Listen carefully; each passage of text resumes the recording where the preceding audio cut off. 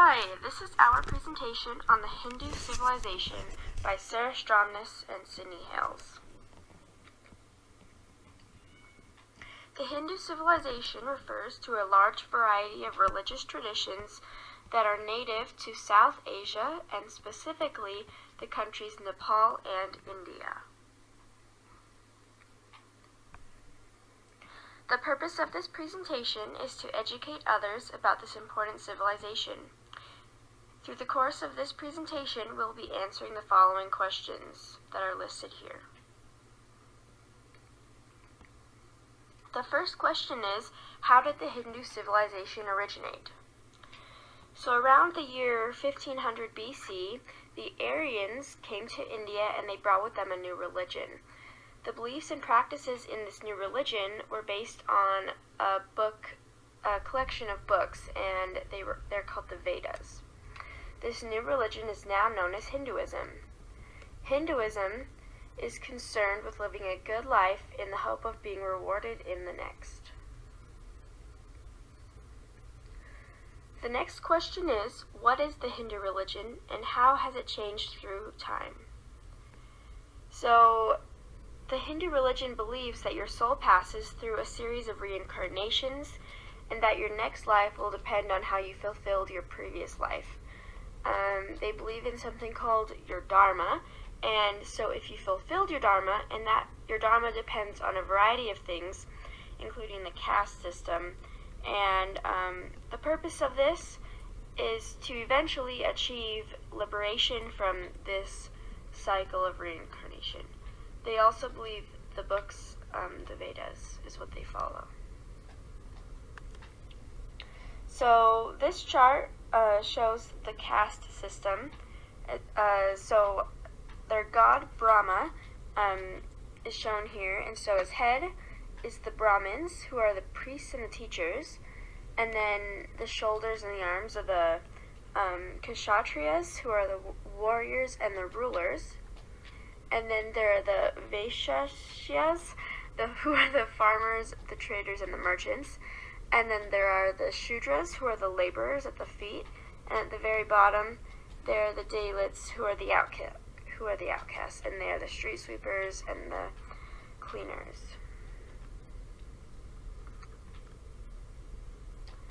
The next question is, what role does the Hindu religion play in the culture and the government? So the caste system is still very obvious today. This has been a pretty big issue because it's illegal. At the bottom of the caste system, the people are it's improving for them, and it's better than it ever has before, but it still is not very good. There is still deep prejudice in this ancient system, and that is causing problems still. The type of government which is in place today is, so India has a president and he is the head of state, and they also have a prime minister who has the responsibility for running the federal government. India's form of government is a parliamentary democratic republic, and they have three parts of the government. So there's the legislative, executive, and judicial, and the executive branch is accountable to the legislative branch. Within the legislative branch, they have a bicameral parliament, which means there's two houses that is divided into, and these are called the Council of the States and the House of the People. The executive branch is the Council of the Ministers, and they are chosen by the Parliament, the President, and the Prime Minister. And then the judicial branch is separate from the other two branches, and it is made up of various levels of courts in the country. Those range from the Supreme Court to various small courts. So what are the main issues which the Hindu civilization is dealing with today? So one of the main issues that they're dealing with is that while most children in India do attend the schools, they don't receive a very good education. Teachers are not really qualified, and they get in through their connections. Many teachers in the public school systems are not concerned about the progress of their children because they all automatically move up to the next level, regardless of how well they did in the previous grade. The curriculum is just not up to par. The average 15-year-old from India would be in the bottom 2% of American class. issue that India is dealing with is overpopulation. India's population has continued to grow very quickly. The International Policy Digest stated in reference to India's overpopulation, problems can occur in drinking water, sewage treatment, rapid depletion of natural resources, increased level of life-threatening air and water pollution, high infant and child mortality rate, and hunger due to extreme poverty. So overpopulation is causing some problems for them. However, India is dealing with these problems, but they are aware of the problems that have come with their overpopulation, but it's definitely caused issues within their systems.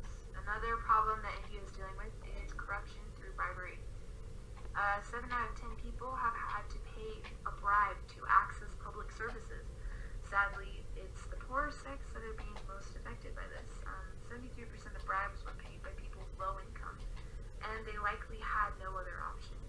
So, the unfortunate truth is that India's government is a little bit corrupt, and there's a lot of bribery going on in order to access public systems, public services. So, how do these issues affect those in other parts of the world? The truth is, it really doesn't affect others very much. In the future, however, there is a good chance that these issues will affect other parts of the world due to India's growing population and economy, and while many other countries' population is declining. It is a loss to the world that much of the Hindu civilization is poorly educated. So, I think that the main way that these issues are affecting other parts of the world is the fact that because these Indian children are not being educated very well, they aren't going to be able to contribute very much to our learning and progression in this world. So that is the main way that these issues are affecting other parts of the world. India's economy has been growing at an extremely fast rate. What has led to this growth? So when I was researching this, I realized that it really depends on what you're reading, on what it says, on how this growth has occurred. There's really not a definitive answer. It's really a lot of speculation. But what some of the main beliefs on why the economy is growing extremely fast is that government investment in infrastructure and lowering rules on foreign investments, as well as the continually growing population, which leaves a lot of available labor. So, how are women treated in the Hindu civilization? Unfortunately, they are not treated very well. India was ranked by Trust Law as the worst G20 country in which to be a woman. The women in India are subject to many instances of rape, kidnapping, and abuse. Women are treated like property. They're either owned by their families or by their husbands. Another problem is sex-selective abortions, which have become fairly common. And basically what this is if a person finds out that they're having a girl, they will choose to have an abortion instead of giving birth to the child because the child is female. This is done because they don't want to have to pay dowry in order for their daughter to eventually get married. Girls are costly because of the way they are treated like property. And so instead they have an abortion and continue to try to have a male child. This is really unfortunate, and the problem with the sexism in the Hindu civilization is that it's really a part of the culture. So it's so ingrained in them that it's very difficult to change these terrible things that are happening to women in this civilization. So, what progress has India made in social issues like sexism and the caste system? Is there still more progress that needs to be made? So, luckily, despite all of the problems that I discussed in the last slide that women are facing, there has been a lot of progress in the past few years. There's been a lot more awareness in general of what is happening. Women have been reporting rapes more often, and women are, in general, becoming more educated, and there are more laws protecting them. The caste system is slowly becoming less and less important.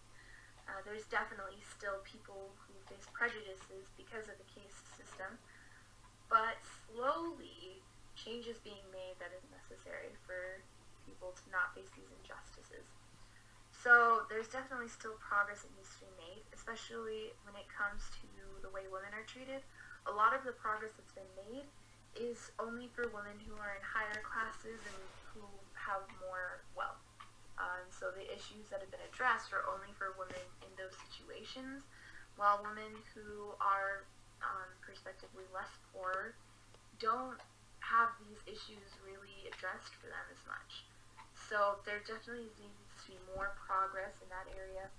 And in the caste system, there still needs to be more progress to eventually where hopefully people just won't care about caste system anymore. Clearly, they aren't to that point yet, but I believe that it's slowly moving towards that. So these are our sources for our presentation. We hope you enjoyed it, and have a good day.